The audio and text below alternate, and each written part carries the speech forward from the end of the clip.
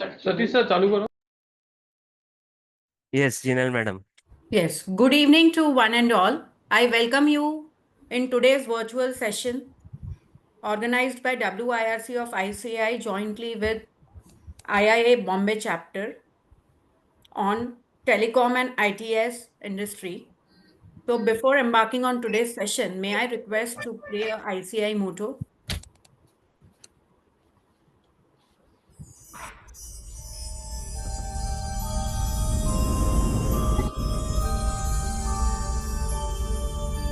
य एष सुप्तेषु जाग्रति य एष सुप्तेषु जाग्रति कामं कामं कामं कामपुरुषो पुरुषो निर्विमाणः निर्विमाणः तदेव शुक्रं तद्ब्रह्मा तद्ब्रह्मा तदेवामृतमुच्यते तस्मिन् लोकः शतः सर्वे तदूनात्यपि कश्चन एतद्वैता एतद्वैता एतद्वैता एतद्वैता एतद्वैता एतद्वैता. Thank you. So friends, today it is a third session, industry specific. We started with pharma industry, and today is third, and we are having 7 more sessions. That is on every Friday. So in next week, due to Diwali, we are breaking. We do not have on coming Friday, and post that again we are starting. The slot will be same. So with this, may I request Pooja Dhareva, IIA Bombay Chapter Secretary, to come and address us. So over to you, Pooja. Thank you, Jinal. Thank you so much. A very good evening to each of you present here today.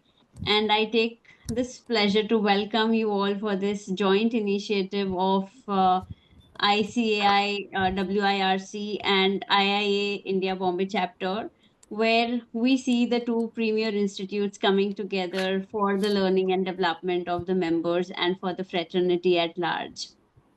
Today, our focus is one of the most dynamic and transformational industry. Uh, Telecom is something very close to each one's heart, right? Irrespective of where we come from, and we have seen humongous changes, humongous, I would say the dynamic aspect in this industry, even from a lens of someone who is not working in the industry. So I think telecom overall as an industry is is at the verge of not just a transformation but also innovation. The practices that we say, adapting and thriving on, these two terms I think go very well with this industry. And to help us know more about what are the things that really go on to making this industry so dynamic, and how we as internal auditors, right, we have always been hearing this, that our role is not mere the compliance or a validation checkpoint. We are far beyond. We need to add value. We need to ensure that we are also relevant while the industry and the businesses are moving with a lot of transformations and dynamic positions. How we enable ourselves. And to help us learn this, we have Sudeep with us. And I think with experience and expertise that Sudeep brings, being part of this industry is truly going to help us enrich our knowledge. Thank you, Sudeep, for taking out time. And thank you, the entire WIRC team, Jinal, Ketan Bhai, and the entire backend team, and also the entire team from IIA India Bombay chapter, Satish ji, Vaibhav, Vikas, and all of you, to help us, ensure that we are able to curate certain programs like this, which goes quite sharp and help our members to understand the depth of every industry. So, as rightly mentioned by Jinal, that we are done with three of the industries and seven more ahead. Um, I'm sure these industry specific sessions are truly going to enrich our members and help us help us to see that depth which will help us enable and do more better to what we are already doing. So thank you so much. Over to you, Jinal. Thank you so very much, Pooja. So, friends, WIRC, that is Western India Regional Council, is the largest council of ICA, that is largest accounting body of the globe. And we have our dynamic and visionary chairman, CA Ketan Sayya, sir. So, with this, may I request our chairman to address us? Over to you, sir.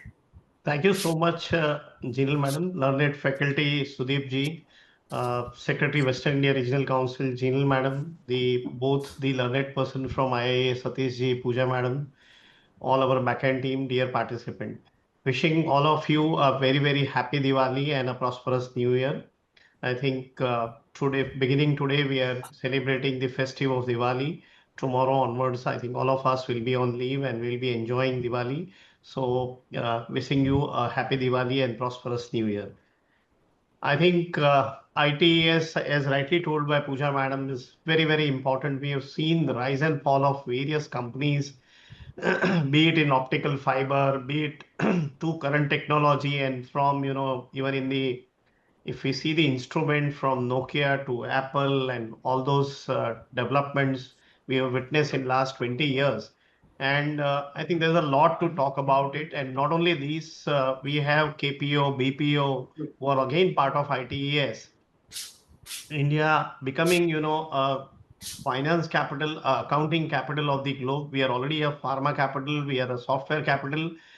Honorable Prime Minister says that soon in future India will be accounting capital, and I think there the ITES will play a very vital role as an industry. So this is one very important session according to me, and where the future of the profession lies. And be it stat audit, be it internal audit, knowledge of business is most important. And I think these industry specific series will get us the important speaker like Sudeep ji, who are having actual experience for years of those industry. And because of their rich experience, we will able to gain about the industry, the knowledge about industry, which will help us in carrying out the internal audit, statutory audit. So Sudeep ji, on behalf of our Western India Regional Council and IIA, I place on record a sincere thanks to you for your valuable time given during this festive season.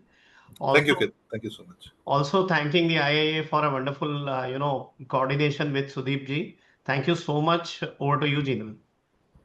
Thank you, chairman, sir. So friends at IASB, that is Internal Audit Standard Board of ICAI, is also working on exposure trust. There are 21 standards that are the IASB is looking forward for comments. So I'll be putting the link on chat box. So I request all of you to go through it once and looking forward for your comments on that.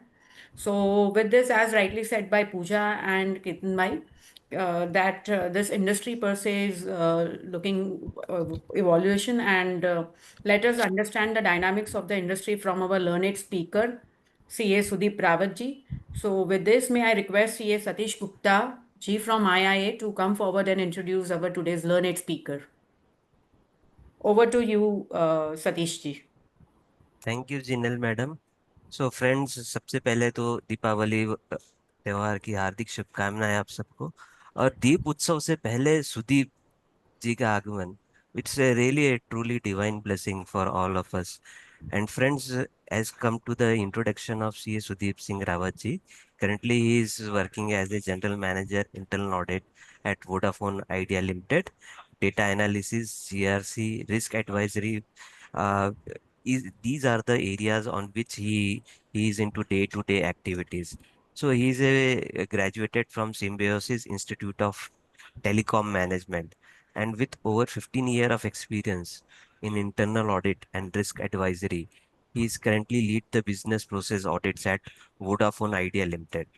And his focus includes evaluating financials, operational, and compliance control across enterprise processes, leveraging expertise in governance, risk, and compliance, which is GRC. In his previous roles, including the leading audits in telecom and manufacturing at Aditya Birla Group and delivering risk advisory service for telecom clients at EMI. At the end, I take huge proud since two premier bodies are coming and arranging this novel webinar series. So I take that proud because I am graduated from both these bodies. So C Chartered Accountancy is our mother organization. So I am a chartered accountant, and since I am coming from IIA, their flagship program is CII. So अब सुदीप जी आपके सम्मान में कहना चाहूंगा कि CA और CIA पढ़कर हम बने नवाब, सीए और सीआईए पढ़ के बने हम नवाब, पर आपका सेशन सुदीप जी सुन करके हम बनेंगे लाजवाब. Excellent. With this, Put a lot of over onus on me. over to Jinal madam. Brilliant, Satish ji. So, with this, may I request our today's learned speaker to take this forward? Wishing everyone once again a very happy Diwali. Thank Over you, to you, Jinal. Sudeep ji. Yeah. Thank you, Jinal. Thank you, Ketan, Satish, Pooja, and everybody at IIA and WIRC. Uh, I take great esteem in being part of this series and being able to address such a large group of chartered accountants. I am not a chartered accountant, so odd one out amongst the crowd. So I come from an engineering and management background, but a lot of experience in internal audit and the risk advisory for telecom sector largely. So that helps in maybe bring a different flavor uh, to the role. And when in our slide deck also, you'll find that the industry being such that it requires a lot of technical understanding along with financial and others. We have a healthy mix of professionals across discipline. And with that, uh, can I share my slide deck? Or is it already visible? Yes, sure, sir. Please share your screen, sir. Sudeep sir. Okay, yeah, I'll do that. Yeah, it's visible. Just make it full screen, something. I'm doing that, yes. And let me open a Yeah, better. prompter. Okay, so today's session is on the internal audit for a telco or a telecom operator, in short, in the industry language for a telecom company. And so before I start, see, telecom being a sector in which all of us and Pooja, Ketanji, Jinal, all of us touched upon this, is a sector that all of us are deeply connected with, as end users. Uh, so it's not something that, unlike maybe a cement company, we will not, while we stay in houses made of cement, we are not using it every day in our day-to-day life. But something like telecom or an FMCG goods very much impact our way of working. And telecom is almost like roti kapda makan or telephone now. I think we can all use that analogy. And I hope nobody disagrees. It's that essential for our lives now. So I'll quickly take you through, not as such about the industry in terms of numbers, but industry in terms of a pastel view to a lot of you would already be aware of many of these areas, but nonetheless to bring us all on a same platform.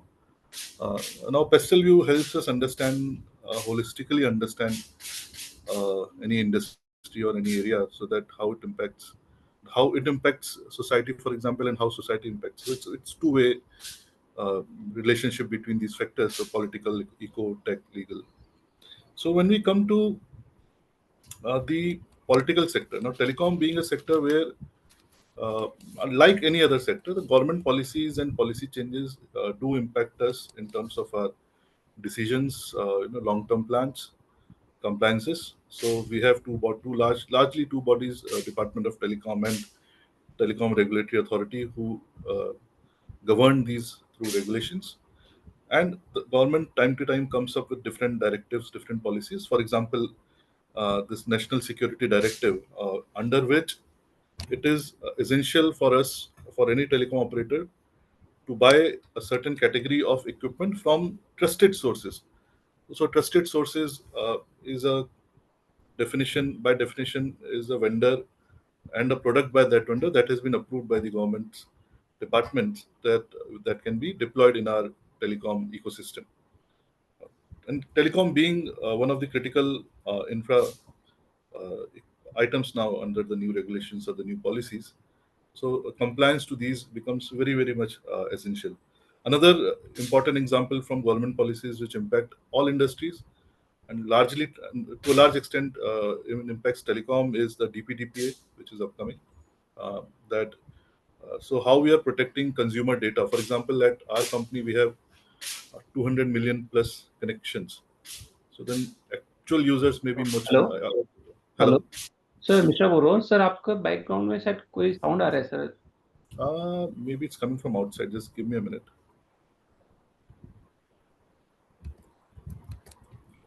अभी ठीक है क्या? I think it has gone. Sir, पीछे से कोई आ रहा है जैसा अलग रूम या कहीं और से सर. नहीं, यहाँ तो I cannot hear anything. Wait, let me unmute and unmute maybe. Okay sir. I don't know if that works, but let me try.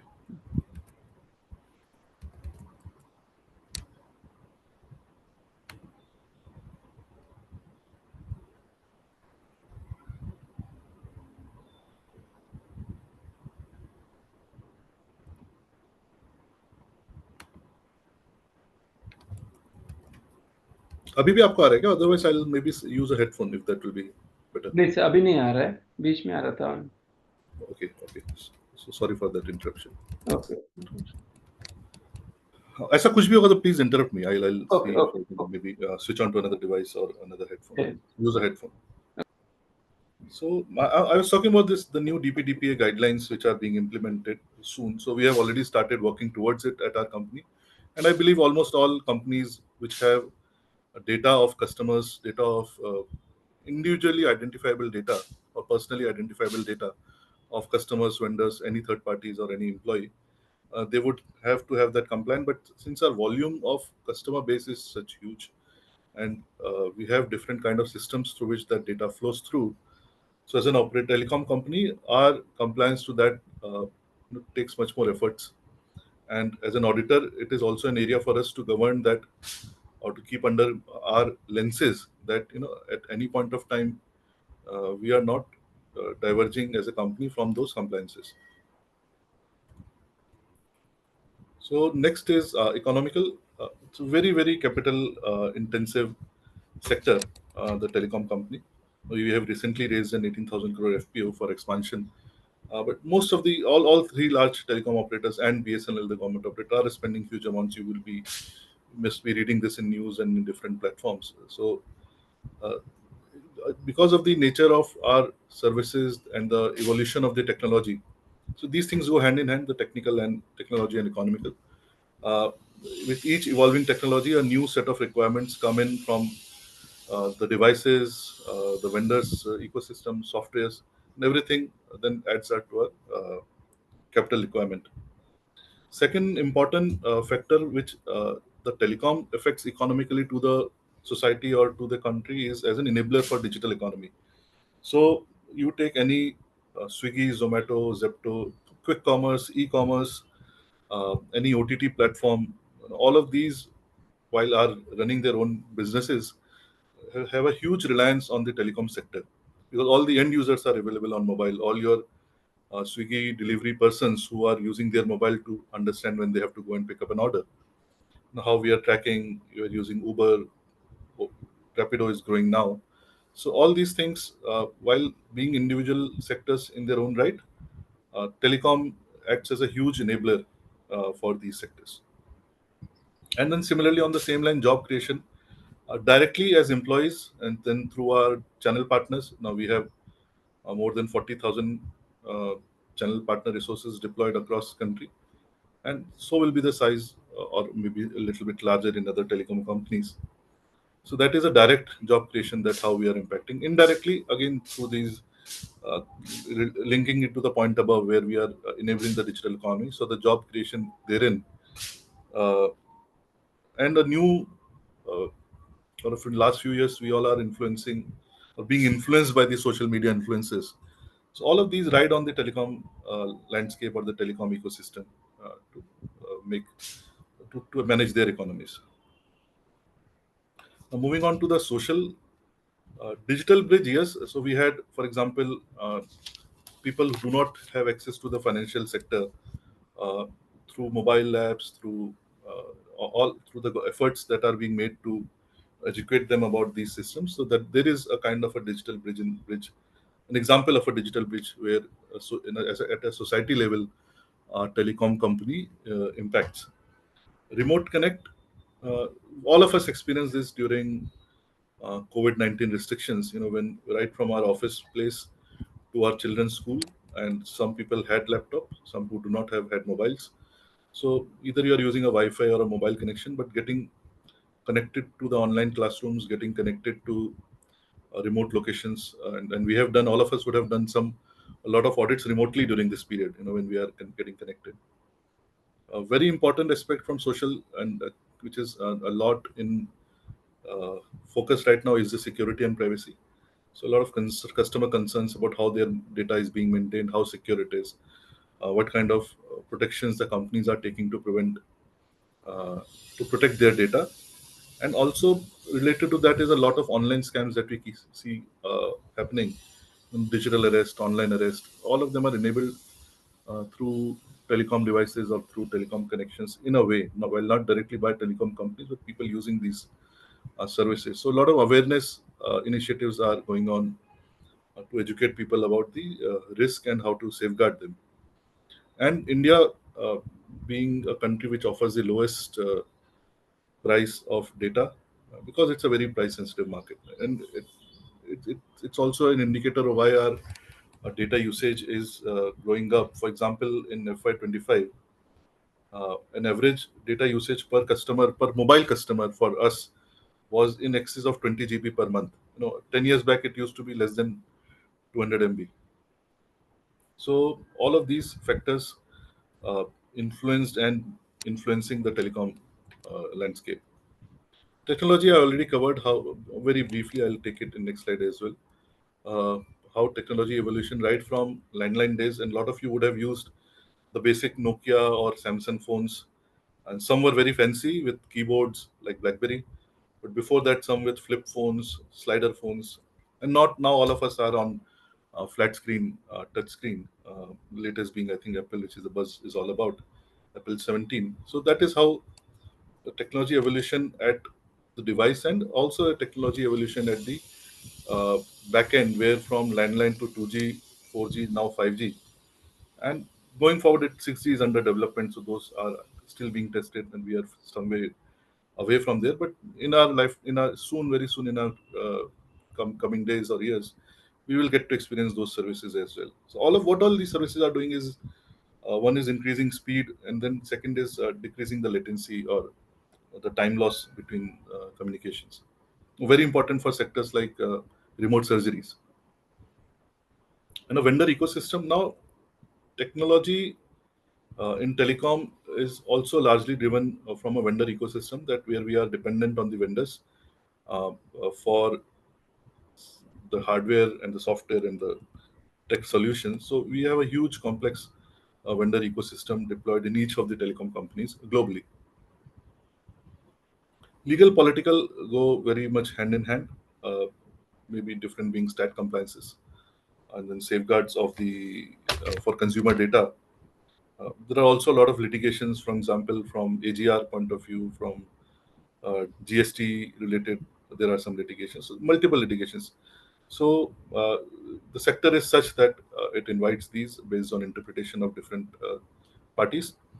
And so, as an auditor, when we are checking compliances, when we are reviewing these areas, so it becomes very important for us to be aware. So in telecom, a lot of, and I'm sure this is true for almost all sectors, that there's a lot of self-learning on the developments in the telecom regulations, government policies, the direction they are taking, the direction our legal team and our regulatory monitoring team, so close interactions with those teams to understand, you know, what kind of controls are being implemented, what kind of systems are being implemented, because most of these controls now at the size of operations that each telecom company is in India, and largely globally, it is not feasible to manage this manually.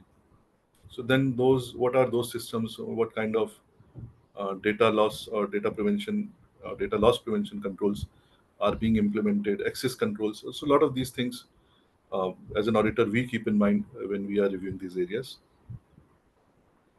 Environmental, again, from energy consumption, I think each telecom operator would be spending maybe 4,000, 5,000 crores at least on an annual basis in energy charges.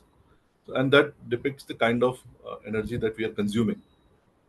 So that is one area where a lot of initiative is now towards green energy, clean energy, solar. And then we are in discussion with as a company, the discussions with the infrastructure service providers who provide those telecom towers, so that uh, so that you know, their footprint impacts our footprint. Next is the e-waste, being deployed across thousands of locations, and with the technology being evolved very rapidly. So a lot of time, due to A, technology evolution, and B, equipment damage, we will keep on coming with e-waste. So government has a lot of scrap management guidelines across these. So this is again very interesting area for us to audit, read up, because each kind of equipment may have a different kind of guideline. Does have, not may have, and so we are cognizant of that. And also similar to in an environmental, but not maybe weather or something, but from a social point of view, there is a lot of concern that people have around the radiations. So that education and that monitoring of the radiation levels, so that government also has a drive. So each month, each year, sample sites get reviewed. And as an auditor, when we are doing any audit around the compliances or around the network, we also keep in mind to be aware of these regulations and then to test those along with the user departments to see that we are in compliance. Anybody has if any question, Jinal, you may, or anybody can ask me. We can go to next slide otherwise.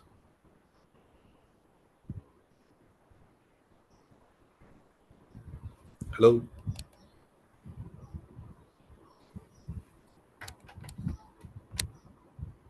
Satish, is my voice audible?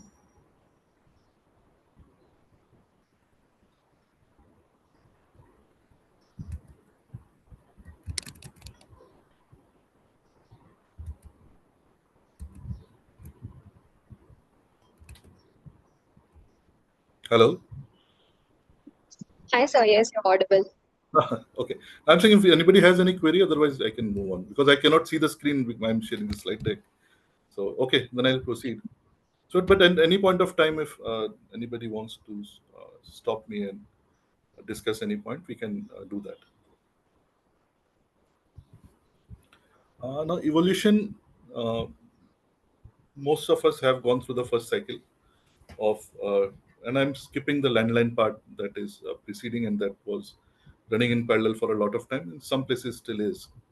But from 2G, then 3G was briefly lived. Most of the operators have either phased away or are in phasing away stage for 3G. Then directly 4G, and now all of our devices are 5G enabled.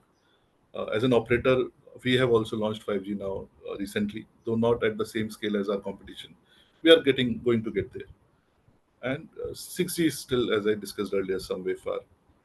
Uh, I believe, I think most of the people who are in this panel would be aware of 2G, 4G, 5G evolution. So uh, this is largely to do with coverage, with the kind of data speeds that you experience. Now, there's a huge challenge, or a huge, I'll not say challenge, but discussions you get into that 4G and 5G. Is there actually any difference as an end user experience? So, based on individual experience, individual area of residence or area of work where they're experiencing these services,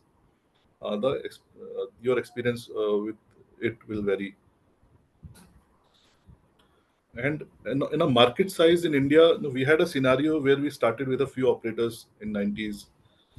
Then when it when there was a telecom boom, you saw multiple operators like Uninor, Tata having two kind of services.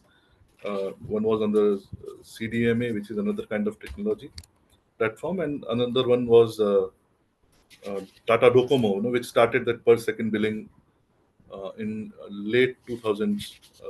It was a huge very catchy change in the market strategy that they were using. At that point of time, all the operators had a per minute usage, and now we are in a time where we are unlimited usage. So there's hardly any, very few entry level plans which have defined usage. That also because there are government guidelines that we cannot have a minimum uh, market entry point at a higher level where a lower strata of people get ignored.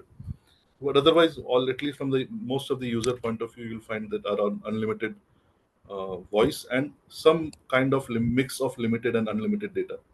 For example, at Vodafone Idea, you'll find Vodafone Superhero, which gives you midnight data for free. Some other operators in their different plan, which have a different kind of mix. And then again, at each price point, that number of the volume of data that you get for free will keep on varying. So from this multiple operators, we saw a lot of consolidation, a lot of exits, and even two entities that Vodafone and Idea got merged. So now we are at a stage where there are four operators, and India being such a large market, it needs that number so that the operators are able to give that good quality of service uh, to the customers. So there are three private and one government operator, includes these four operators. Well, in this section, in one or two slides, I'll take you through the numbers and or give you a perspective of the industry in terms of numbers. So at our company, and these are most of this is available on in public forums. Some of it is not, but at least these are ballpark numbers. So subscribers, we have 200 million plus subscribers. Our competition has more. So if you see in each of these areas, as you gain subscribers, so you're to give that quality of service to those subscribers, you'll also have to get addition in, for example, fiber, asset, population coverage, channel partners. We have more than 180,000 asset locations. So asset locations, very small number includes our offices, our warehouses, our stores. But the biggest bulk, more than 95, 96%, is the telecom sites. Now in all metros, largely nowadays you find rooftop towers. Some people may be having it in their building as well, or in the neighboring building, if not in your building. Now you also see monopoles. Earlier you had ground-based towers, which are huge towers built on ground on a vacant piece of land, in which you'll find multiple antennas, multiple equipment being loaded. The industry has moved to a model of monopole, where you see, instead of it being a tower with four legs and then uh, converging like a pyramid, now the towers are a single pole tower, where you'll have a circular uh, system on the top to accommodate antennas and other devices. These occupy lesser space. So all of these site locations that we have uh, are present in our fixed asset register, because each of these site has certain assets with a defined usage life, so mostly under plant and machinery category, some softwares. So this is a spread of asset locations for us. So when we are doing an audit, or when we are doing an audit planning, it also becomes very important for us to see that which areas or which geographical areas have got spent or have made a spent in the last year. For example, if you're taking a year period, and then within that geography, for example, we say that North India, then within North India, which state or telecom works in a concept of circle. A circle is more or less similar to a state, but certain combinations vary. For example, Madhya Pradesh and Chhattisgarh is a single circle. Maharashtra and Goa is another circle, but Mumbai is not part of it. Mumbai is an individual circle. So Delhi is another circle, but Noida is part of Delhi. So there are 23, 22, 23 odd number of circles that exist for us. So when you are doing a sample selection of circles, so for any capex kind of review, you will have to keep that in mind, that where the spend has been made. So, for example, in the news we have that Vodafone Idea has done a lot of capital expenditure in last year to increase our network coverage for 5G rollout. So if we have to audit that area, then we have to see in which cities the 5G was rolled out. What were the number of towers? What was the spend on each tower? What kind of material and services were deployed there? And so again, a point of knowledge, a point of education for us, because now these material, uh, there is a lot of differentiation many times between the material based on the technology. So if it's a 4G site or a 5G site, not all items will be different, will be same. There will be differences. To understand the, so have discussions with the technical teams, have discussion with the finance teams, and then so that becomes a very important part for our engagement planning. And similar is the case with the fiber network. So most of the fiber network is underground. Some part you will see many times an orange or a neon colored, mostly or bright orange colored cable going through trees, one tree to another tree, and then then at some point going underground. So these are largely when there is a cut underground, and because of it being a busy area with the operator or any party whose cable that is unable to repair it, they make a temporary arrangement till that time it is repaired. So a 300,000 plus kilometer, okay, sorry, that is a kilometer plus 300,000 kilometer plus fiber network. We have currently covering more than 400,000 towns and villages, and more than 80% of our population. So this is a spread of our services, and to deploy those services, we have more than 400 IT applications in our landscape. There are more than 120,000 IT and telecom devices. So telecom IT devices could be something like a data server, and user laptop. Telecom devices are more technical. For example, for providing the telecom services, or to enable the provisioning of telecom services, you will need certain devices in our network, which allow us to communicate.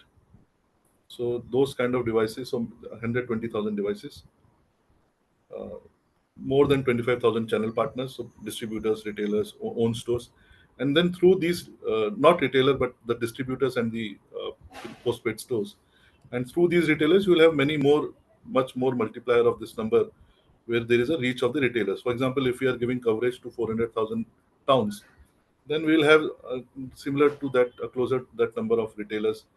Some will be activating who are allowed to give a new SIM, and a lot of retailers used to be, now that model has shrunk down, at least in the urban areas, because of mobile-based recharges, who only act as a recharging outlet.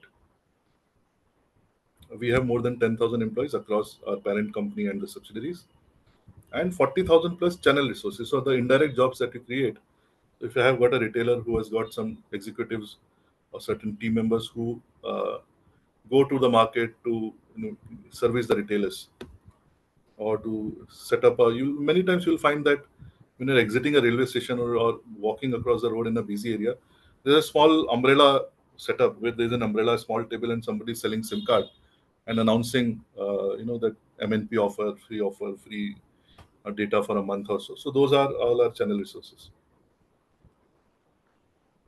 And this is true for the industry. The numbers will vary based on the size and the market share and the coverage that each operator has. Now, to give you an example of, for example, IT applications, I'll give you IT and telco. I'll take these two areas to give a flavor.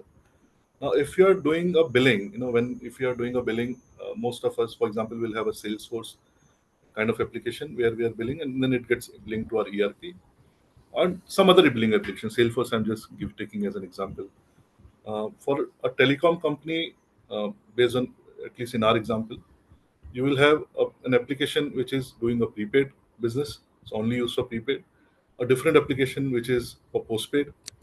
Enterprise will have its own set of applications, and it may, for some part, may be using the postpaid as well. And then you have ERP, which is doing a limited set of billing directly, where we do not have, where we do not rely on these applications. For example, billing between two operators for certain services which are not part of your regular telecom uh, end user services. So this is a kind of scope. So if I'm doing a billing audit, we have to be very clear that uh, what it is that we are going to review. Are we going to review, for example, a postpaid bill? Then I'll have to focus on the postpaid billing and the postpaid CRM and the systems around it, and how that speaks to my ERP at the end. If I'm doing a prepaid charging, then I'll have to completely ignore postpaid and then focus only on prepaid. So based on our scope of work, based on previous coverage, based on uh, revenues in each area. So when we are doing an audit area, at the part of engagement planning, this becomes very important for us to be aware. So what we also do is, as part of learning, then from time to time, based on our knowledge, based on knowledge that we gain during an audit, we do kind of interactive sessions within the team, so that If it's a team, not all people will be doing prepaid charging. I might be doing prepaid charging. My team member might be doing a network operations audit. So without any clue of what is prepaid charging. So then, in these training sessions or education sessions, we can call them, we get to understand, what ecosystem more in detail, so that our awareness levels are enhanced. Similarly, if you are doing any access management for any of the IT applications or IT and telecom devices, then the landscape again becomes very important. So we have telecom devices, as I said, enabler for communication. You have IT applications, so all these billing applications become IT applications. ERP becomes an IT application. My CRM, there's 400, as I said, around 400 plus IT applications in our ecosystem. So access management for IT applications, end user systems are our laptops, desktops.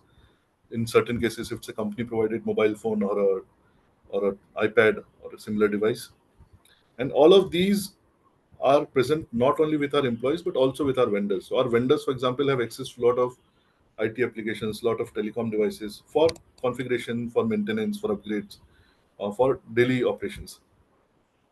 So very important as an auditor to define the landscape, or and that where all these devices are present, and who has what kind of access to it. Not a detailed one, but a group of people. That who is having a master data access, who's having a read-only access, and how those access are governed. What are the review mechanisms around those? So that is another kind of larger landscape to give you a perspective in numbers. Can I move on? Yeah, I'll consider that as yes. Please interrupt me, okay, as I said earlier, in case you have to discuss something. Methods planning, I'll not spend much time. Maybe this is something standard for all of us. And we, at a very high level, we do not follow a different practice. So take business inputs, do a risk coverage analysis.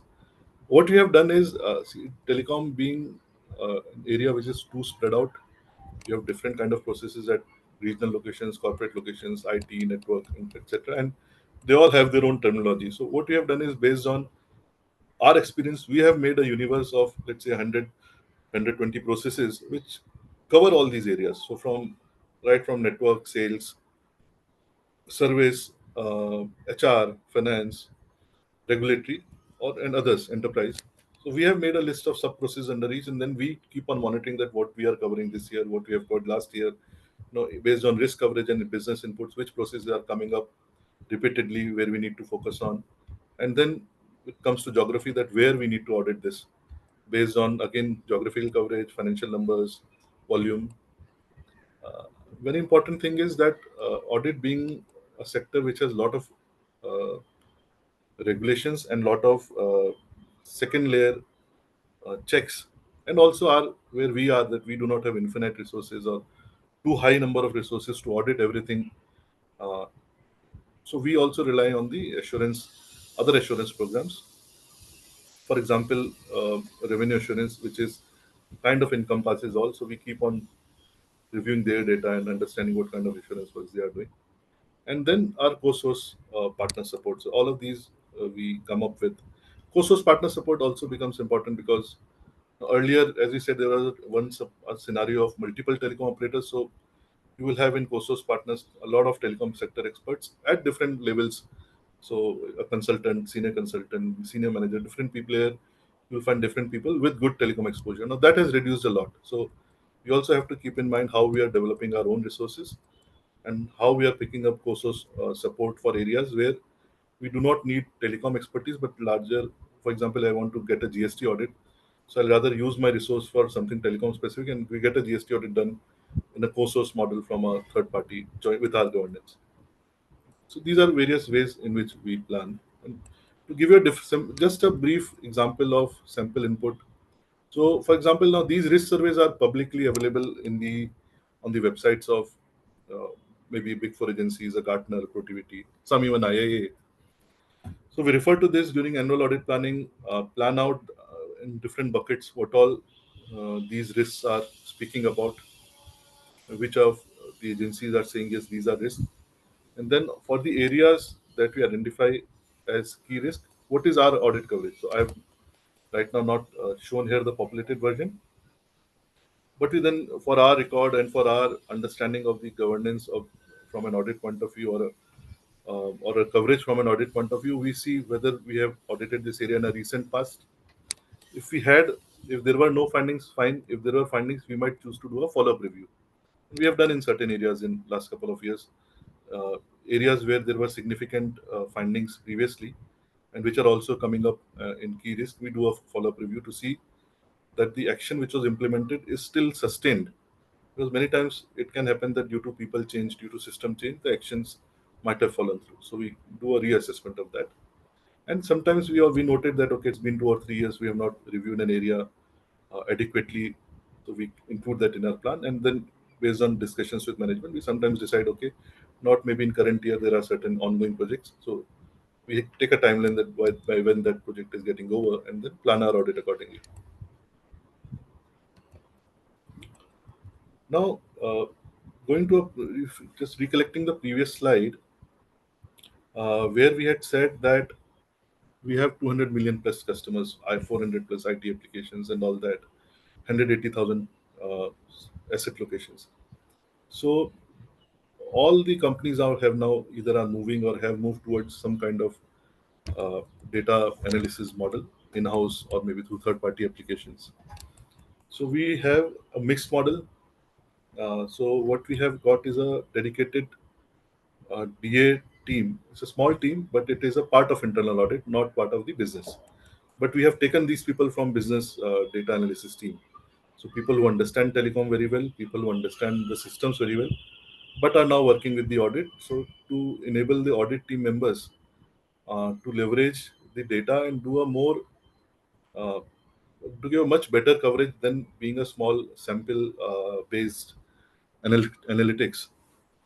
And another thing which is happening with this is that our team members who are not from a DA background, for example, if I take my example, so if I have not come from a data analyst background, but I have learned this through the guidance of the data analytics team, through practicing those queries, using Alteryx, using SQL, and then being able to independently develop scripts. So then we are enabling our team members also to learn.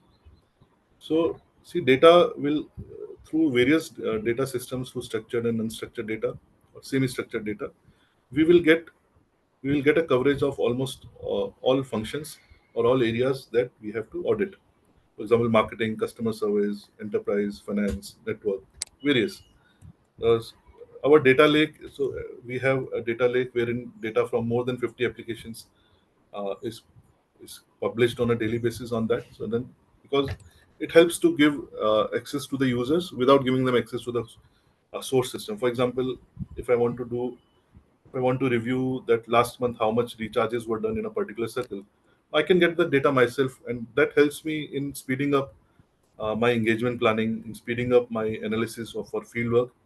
So what I have is an independent data strategy. So whenever we want access of a data for a particular audit, largely we have. Sometimes we find out that there are niche applications where we have to depend on the users. So that's a different scenario. But largely we have access to this.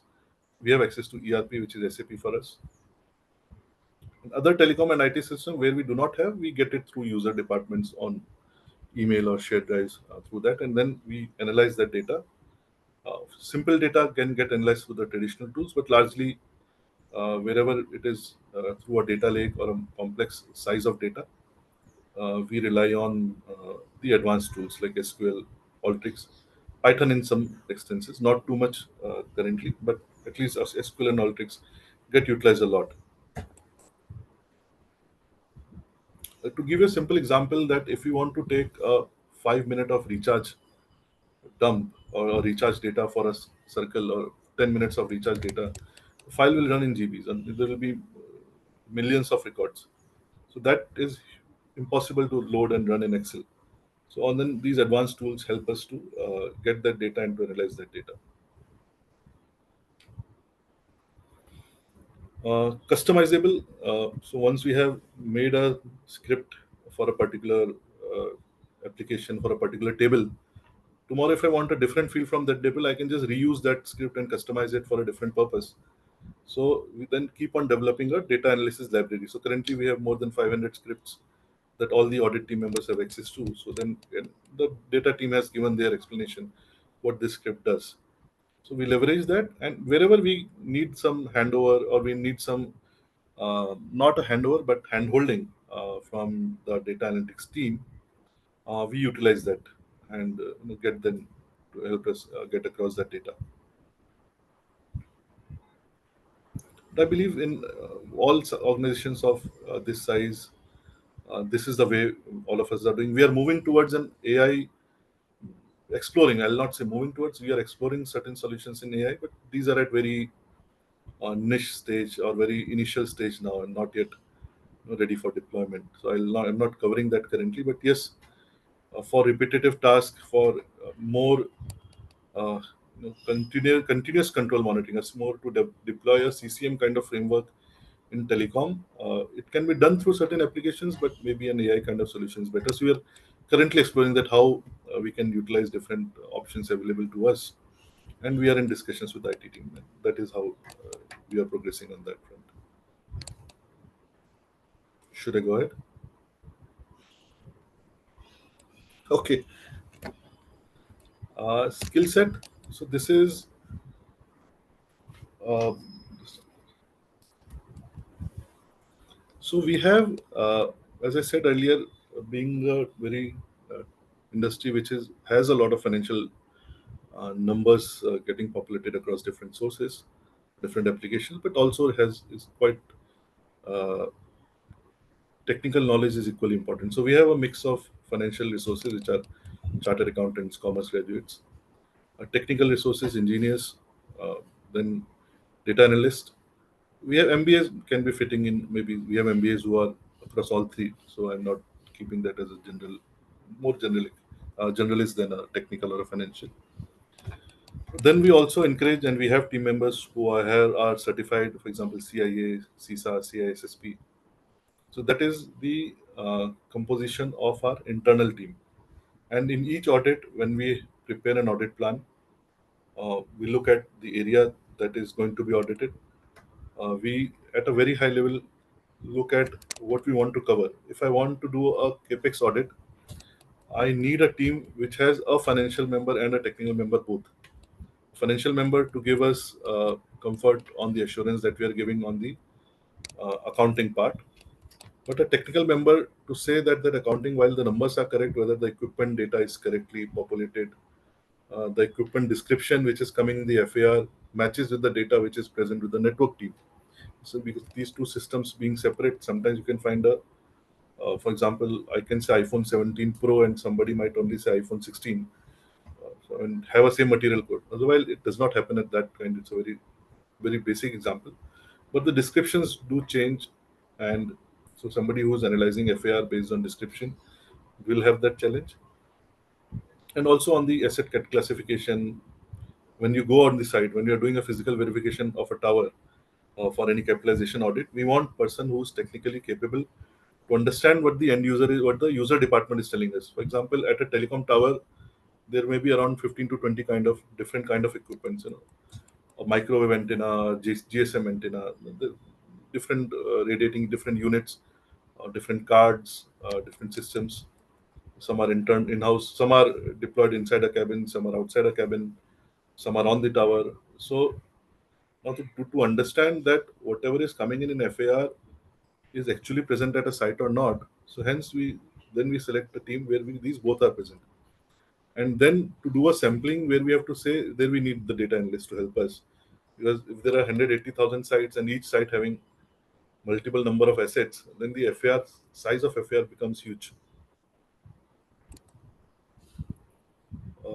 Then audit partners. So mostly all the companies do have some kind of partnership if you're not 100% in-house. So we also rely on, we have two kind of models with them largely.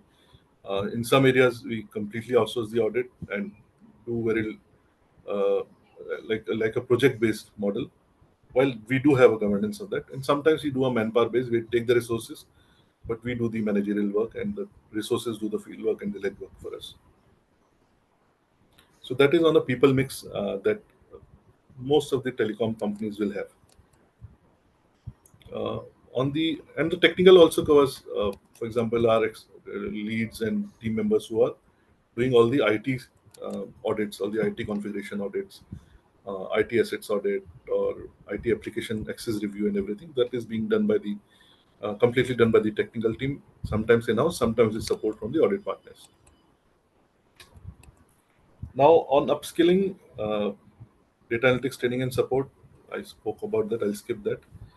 Then operations exposure. So any secondment opportunity that we can give briefly to our team members to work with other departments, either uh, on a temporary deployment basis or on a project deployment basis.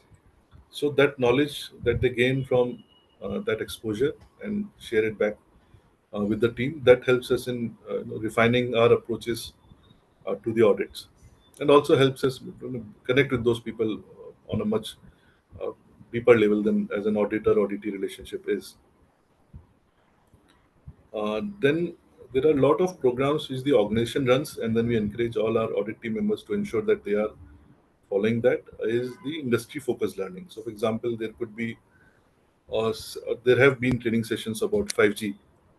Now, while we all understand as end users that 5G is something that gives us faster speed, but as an employee of a telecom company and as an internal auditor of a telecom company, uh, we then get to understand what enables that 5G, what kind of equipments are there, uh, what is the difference between a 4G and a 5G. So these, then we are able to relate that better in our fieldwork.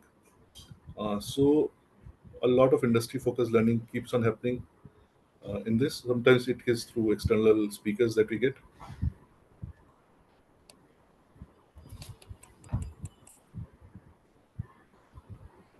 Just give me.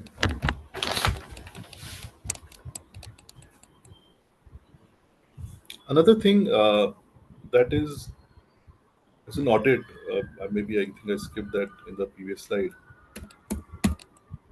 So when you're looking at these numbers, so any new process that comes up, or any time when we are doing the audit and we identify a control deficiency, so many times the root cause is that the control is a people-based control. It's a manual control. So a lot of efforts we are focusing on being cognizant of this, that the manual control will not suffice and will eventually may lead to another failure. We support the business in automation of controls, and by support, while we are not the developer, but the testing of those controls, designing of those controls, wherein the manual control failure can be skipped, and we'll have a more automated automation of systems, and the controls are very rare chance of control failure. So those kind of projects are also where we participate with the business.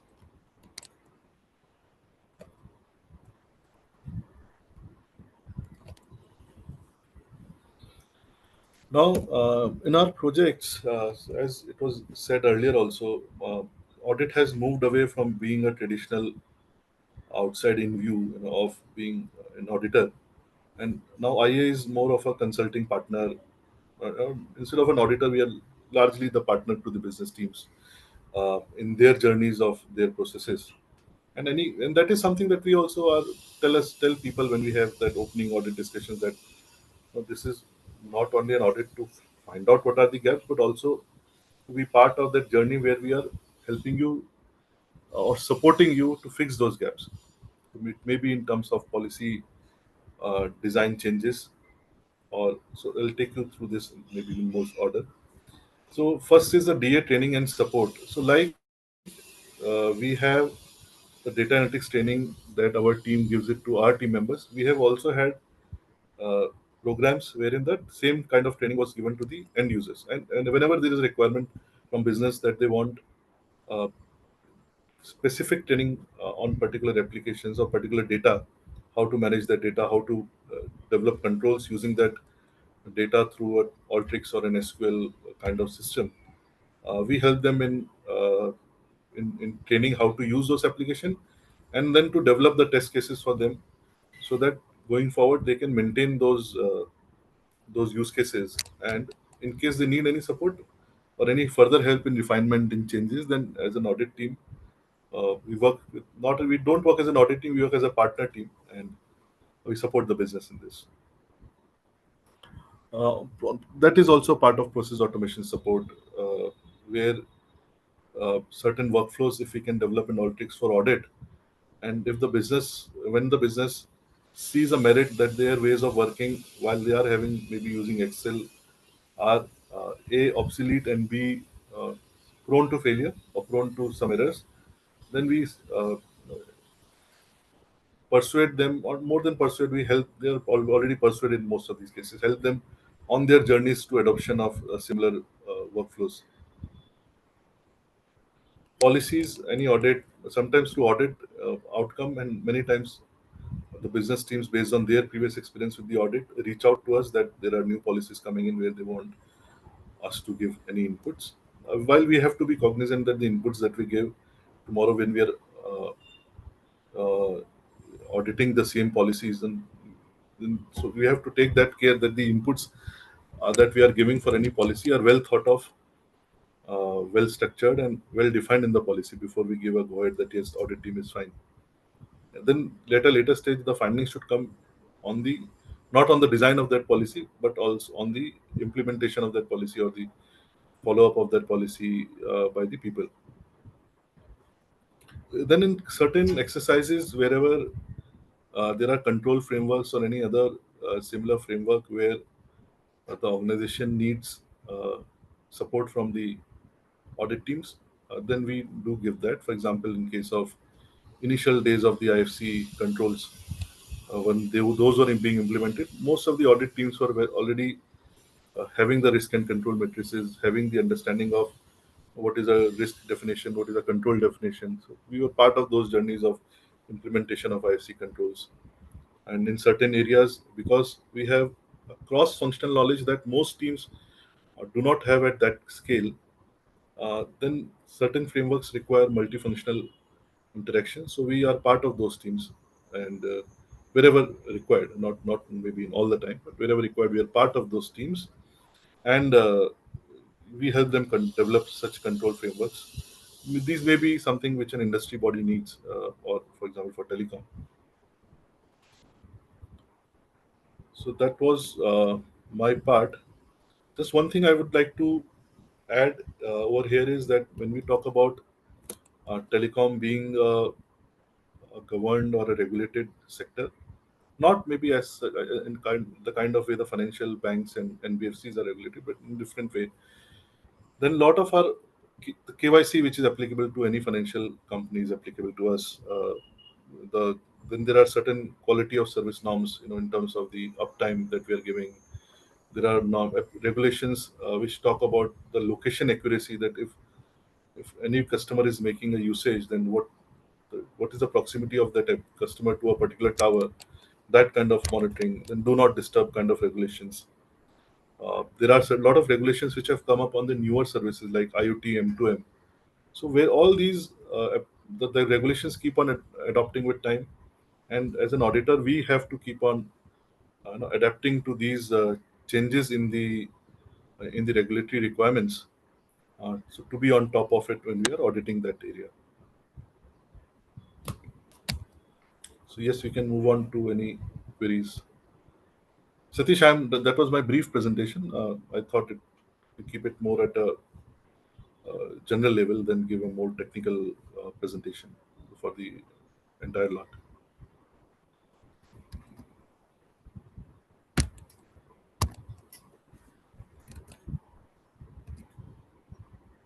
Thank you so much, sir. This was indeed a very insightful session. We do have a few questions for you if you'd like to go over them now. Sure, please. Okay. Um, Do you want me to present it, or you can make no, the I can, I presentation can, up again, or it I is can you say can. out. No, I can say Okay. out the questions and you can answer them. I'll Okay. just, yeah. So are there any shields? So our first question, are there any shields that protect telecom companies from legal liabilities?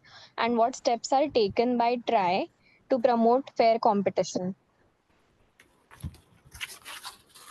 See, what steps are being taken by TRI to promote fair competition? So, if you TRI has always maintained that the regulations are fair.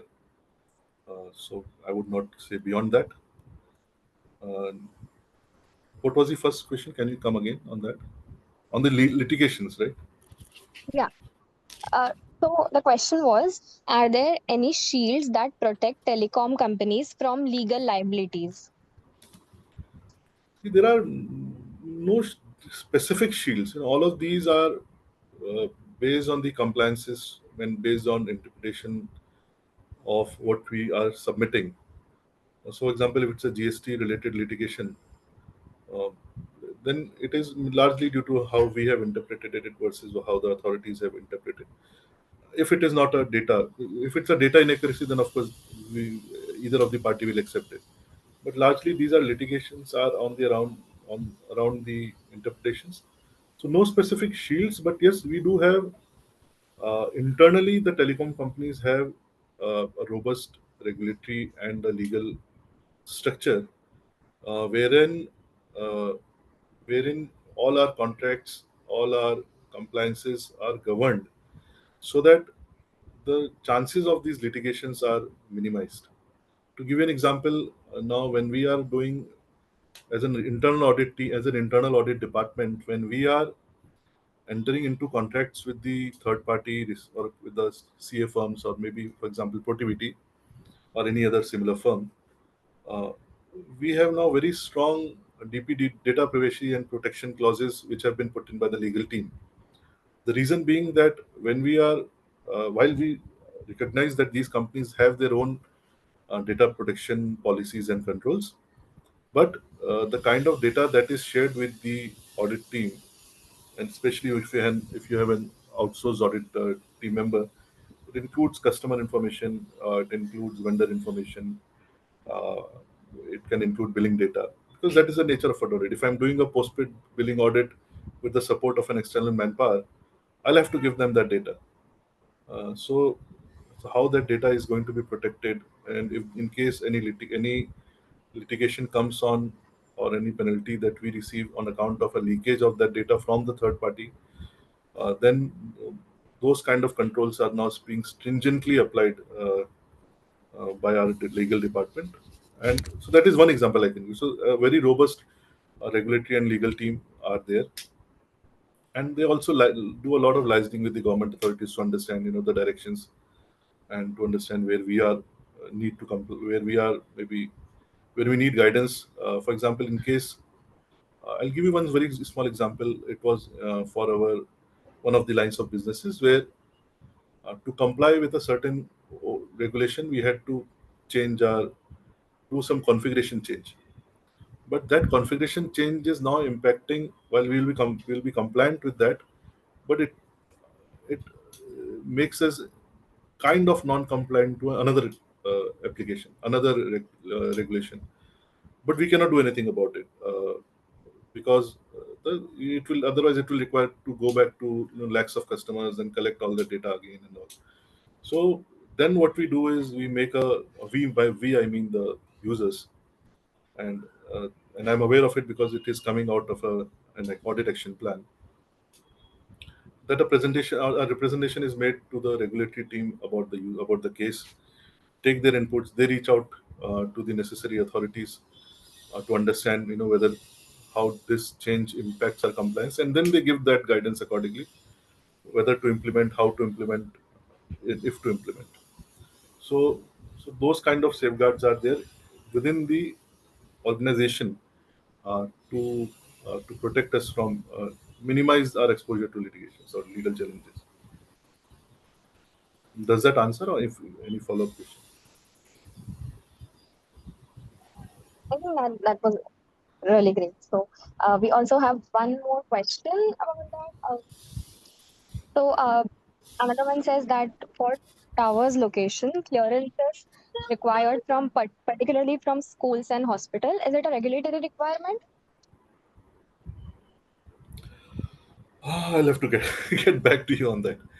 I understood the question that minimum distance maybe from a school or a hospital. how much should it be? That is a question, correct? My interpretation is correct. Yes. Let me get back to you on that. I'll reply to you, Manjari, and then maybe you can share it with the. I'll have to get the exact rate because it's a regulatory question. I'll not give an approximate answer. I'll give an exact detail to you, and then you Yes, can maybe share it with definitely. the concerned person. Yes, definitely. Sounds good. Um, so one last question. How often is structural audit of towers conducted? See, towers largely are uh, governed by or owned or managed by the infrastructure providers. Okay, as a telecom company, we are only end users. So we are, for example, the tenants on that tower. The uh, the user of that tower, for example, there is a company called Indus. Okay, it is the largest infrastructure provider telecom company in India, and it has a lot of telecom towers. And then we take space on lease on with that company where we put in our equipment. So it is the ownership uh, of the company to get that done. But I'll have to get back that how much because we do not audit that directly currently. That Yeah, when was in structural stability testing done, but we have that data. I'll get back. For example, when it comes to our warehouses and all, we do have that review and validate whether the structural stability tests are done and what is the frequency and whether we are in compliant or not. For towers, it's a fair question. We'll get back. definitely, sir.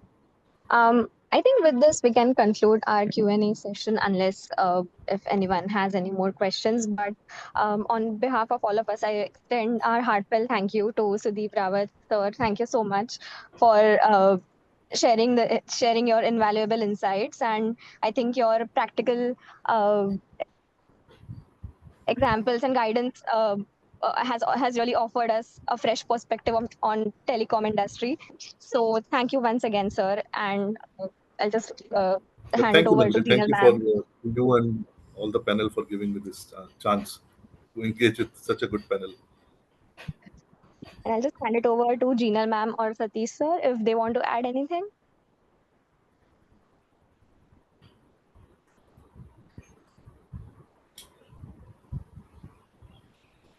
Okay, I think we can conclude today's session. Okay, thank you. Thank you Thank you all. so much, sir. Thank you so much to everyone who joined. It was a great session. Thank you, sir. Thank you.